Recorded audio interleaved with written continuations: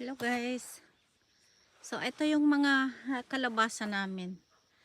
At ito yung kalabasa dito sa Japan. Ayan. May mga bunga-bunga na sila. Tapos ayan, sunod-sunod na yung bulaklak saka mga bunga. Pero itong kalabasa sa atin, so ito guys, wala man lang makitang bulaklak. Sabay ko silang tinanim, pero wala silang bulaklak. Ayan. Ay, ba't ganito? Walang bulaklak guys, samantalang yung mga kalabasa dito sa Japan na kasabay na tinanim, ayan, may mga bunga-bunga na sila, punong-puno na ng bulaklak. Pero ito,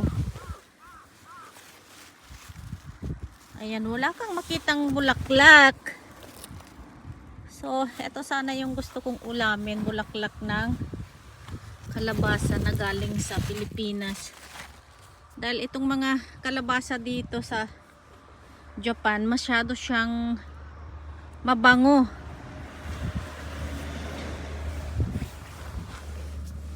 Ayan ang mga kalabasa na galing sa Pilipinas, pero wala kang makitang bulaklak o kaya bunga. Late kaya itong mga to mamulaklak, mamunga.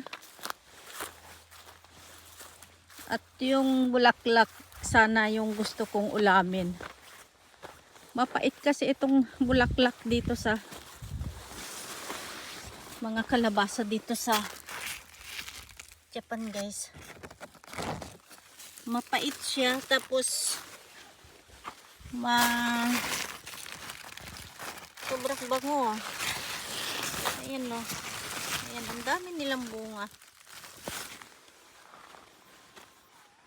So nagtry ako ng kalabasa sa atin. Ayan, may isang linya ko ritong tinanim, nasa 20 na puno, na dalawang variety ata tong binili ko sa Pilipinas na kalabasa. Pero ayan, wala pang lumalabas na bulaklak. Hintay nga ta. Yung magkaiba kaya to. Itong so malasin guys, oh. Itong mga dahon ng kalabasa sa atin, meron siyang mga batik-batik o kaya puti. Samantalang itong mga kalabasa naman dito sa Japan, ganyan siya, plain lang siya. At ang ganda ng kulay itong mga kalabasa sa atin. Ayan. Wala pang bulaklak, siguro late lang to. Asan ba ang bulaklak? Ayan. So itong mga bulaklak na kaya yung mga yan.